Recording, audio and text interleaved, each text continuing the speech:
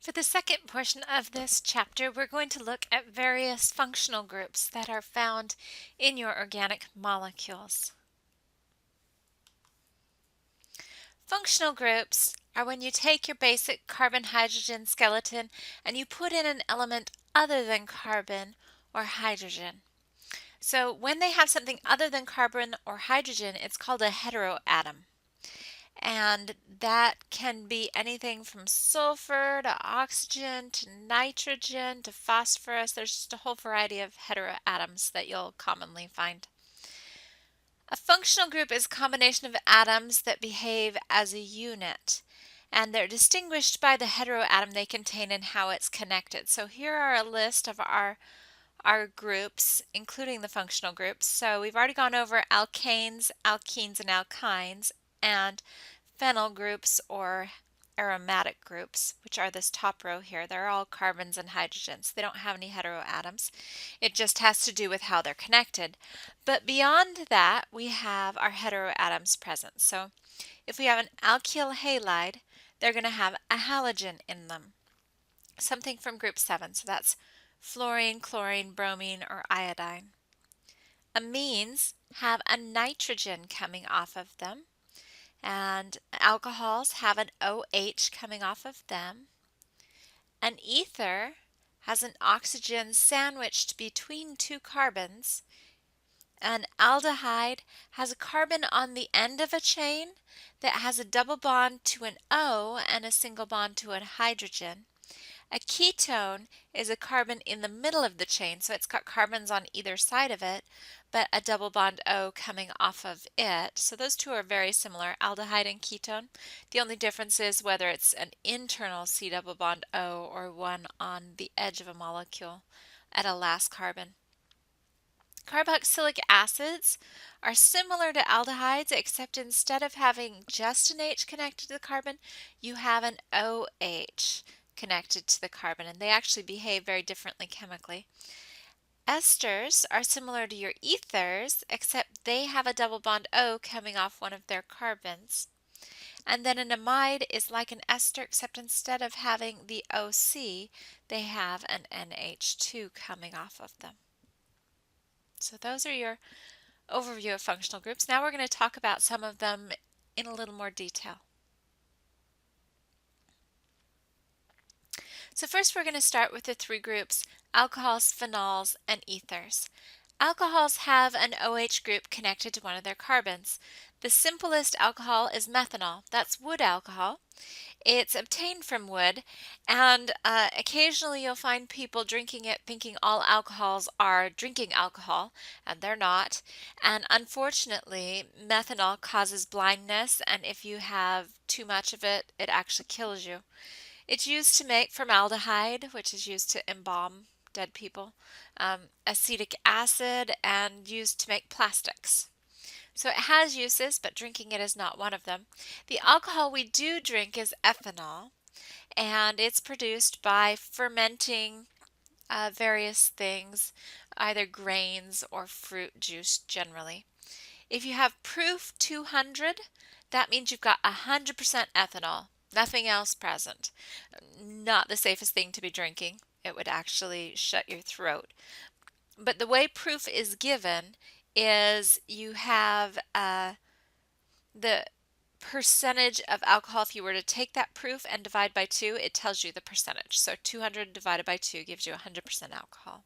So if I had a 24 proof alcohol, that would be a 12% alcohol. And that's actually the percentage of alcohol that yeast cells would actually die at. Once you've got to that, it's beyond what they can live at.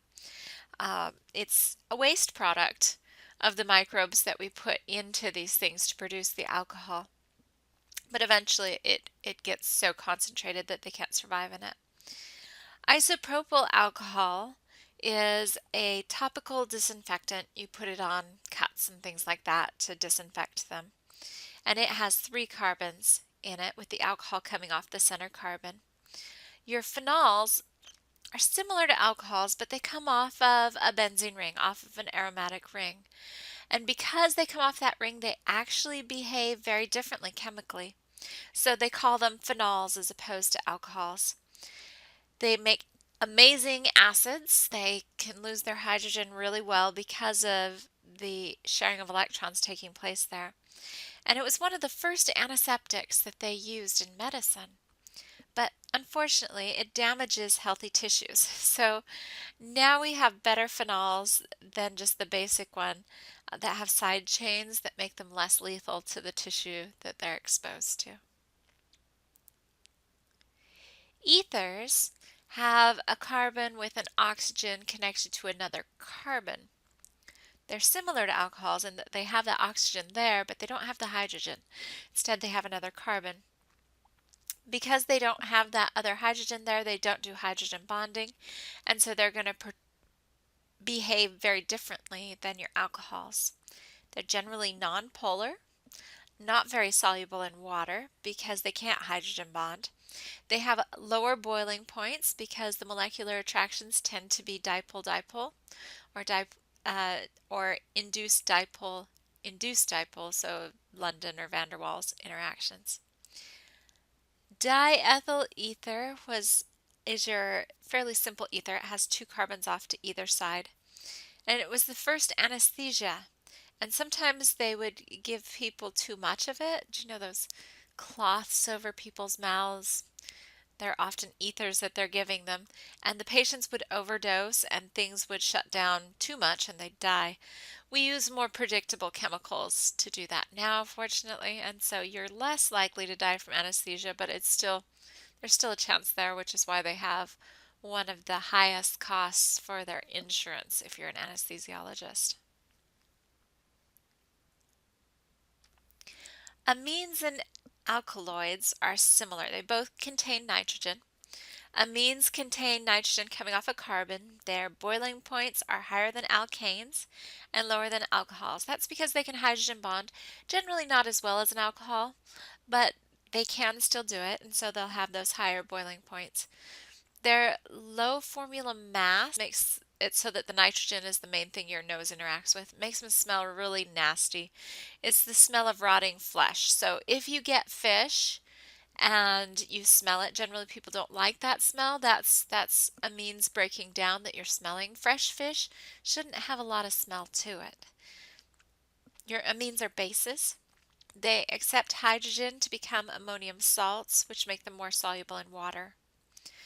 Alkaloids are a related class. They are naturally occurring and they're bases because they contain the nitrogen, and they often have medicinal value. An example of an alkaloid is caffeine. As salts, they're called tannins. And these are an area of molecules that are researched a lot to see what medicinal properties they have. So if we find a new plant, we'll often look at all the alkaloids and see what they're doing for the plant, that sort of thing. Carbonyl compounds have C double bond O. That's what a carbonyl group is. And different things can be connecting to that carbon that comes off of the C double bond O because that carbon has 2 more bonds. A ketone will have carbons coming off that carbon on either side. Acetone is probably the most well-known ketone. It's your generic fingernail polish remover.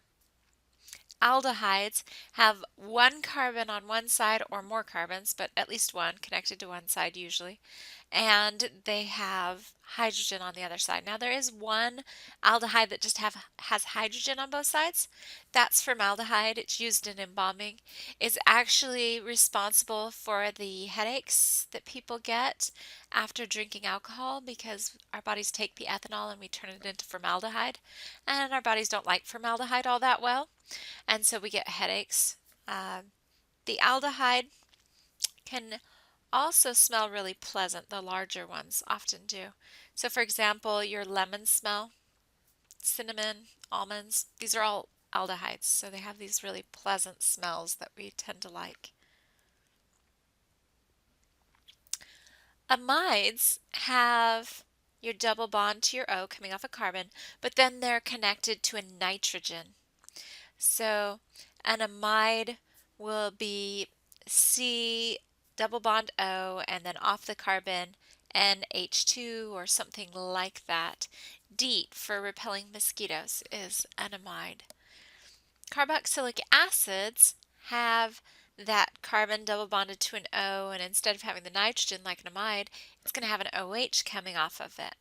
One of those you might be familiar with is acetic acid. It's the 5% solution. It's vinegar. Formic acid, this is your ant sting from your fire ants. Propionic acid, butyric acid, that's the rancid butter that you get.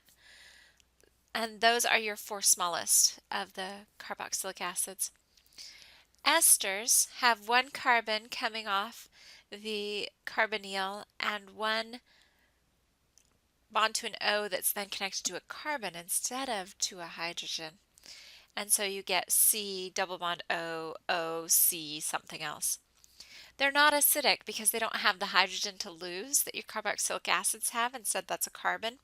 But you'll find that a lot of your esters are your good flavors and odors, things like banana, just really pleasant things. Esters are a lot of your flavorings in foods.